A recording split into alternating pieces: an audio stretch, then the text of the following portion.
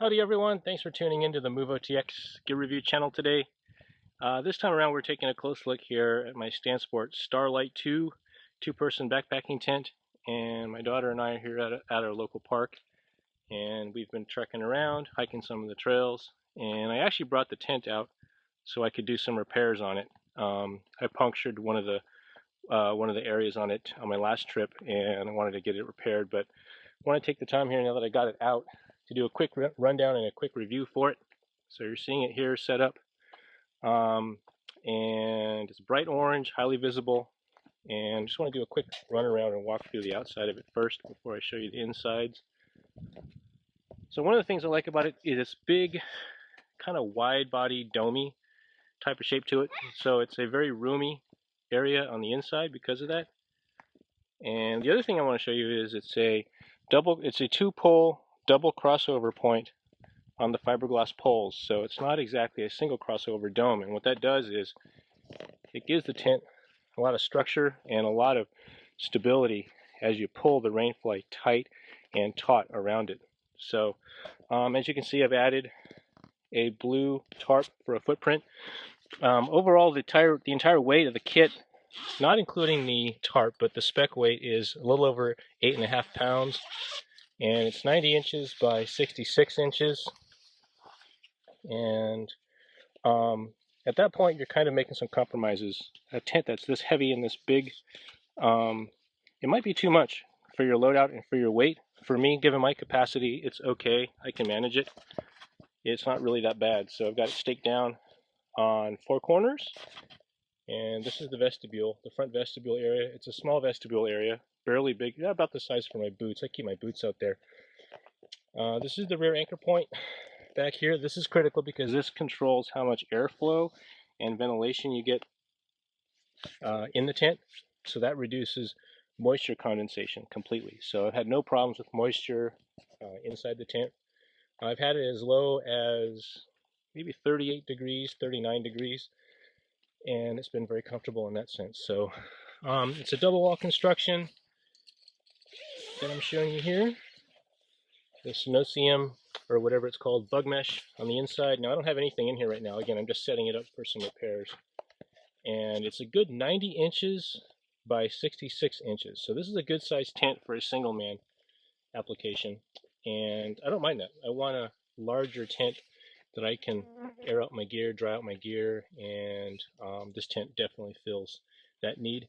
I think it's about 50 inches tall. I can kneel inside of it very comfortably and change my clothes whenever I need to. It's got a couple of gear lofts, one on that side and one there on that side. So we're looking at a price of about $50 on Amazon.com.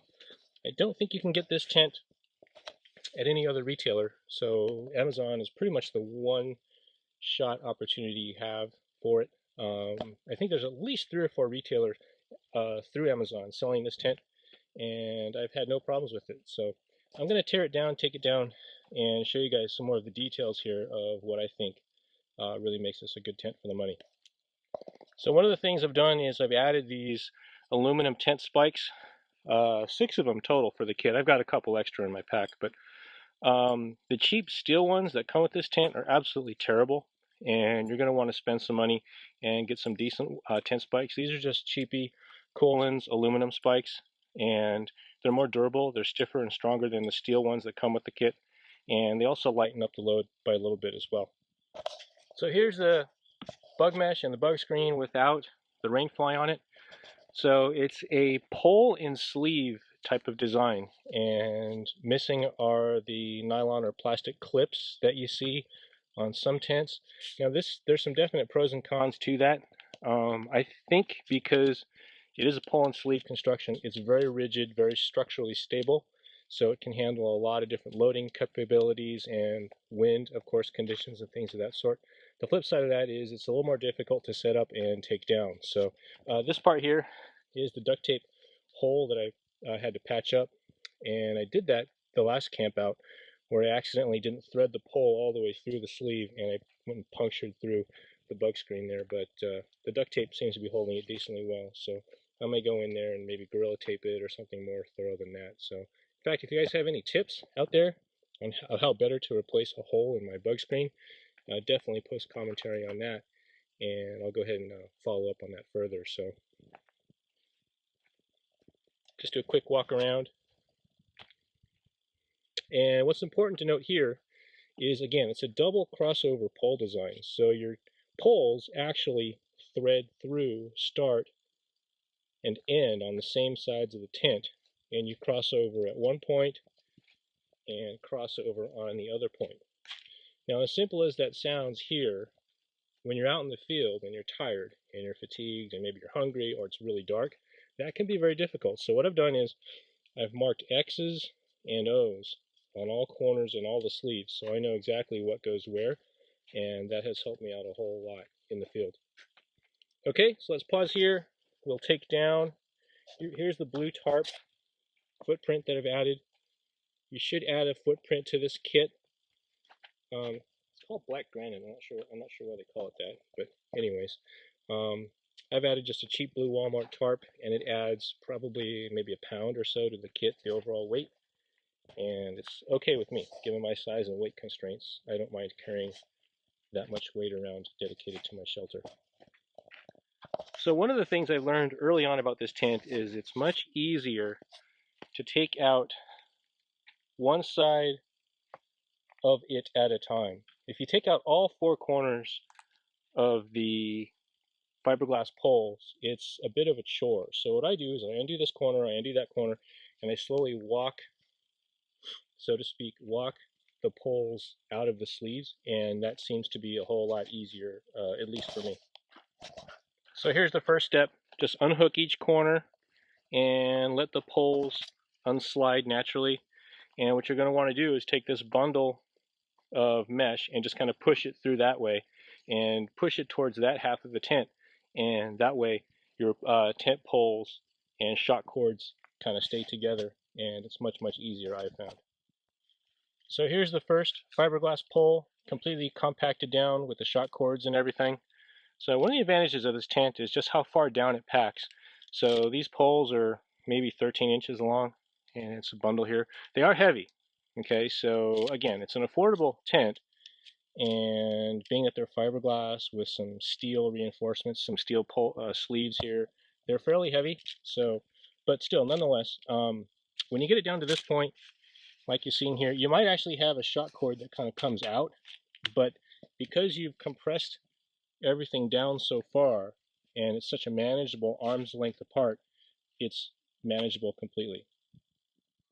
So there we are, compacted down almost, taken down I should say. There's the rain fly, there's the bug mesh, and there's our two fiberglass poles, and there's the stuff sack.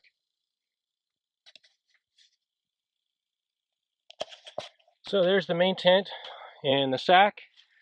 The poles tucked away in their storage bag. It's good to use these kinds of things because when you're stuffing things down inside your pack, you don't want the metal and the poles to puncture or tear anything that's in there. So this little bag here came with the kit. That is for the previously mentioned tent spikes that I've got. So there's 7 of them technically. I've got an extra one here. There's 7 of them in this kit that I carry around with me.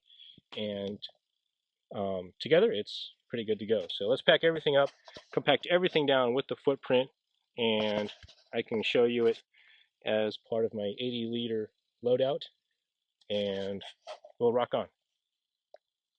So there's my homemade do-it-yourself footprint $5 Walmart tarp that I cut down, and the whole thing just kind of stuffs together and compresses down in the sack.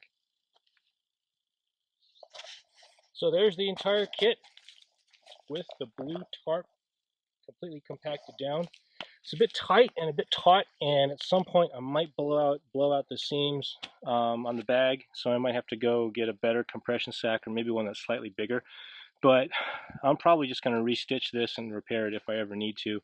I like the idea that it's really tight and compacted down as small as I can get this whole kit, and fits very nicely in my 80 liters. So one thing I didn't mention was the rainfly in this kit. All the seams are tape sealed, and what that means is it's a rubberized, highly adhesive, basically tape that they use to to place over the stitches to seal out water and make the rainfly as water resistant as possible. So I have had this tent out on a couple rain heavy backpacking trips, and I didn't have any problems at all keeping out water, and it was good to go. So that's pretty much it here. Let's pack this up and we'll hoof it on out of here.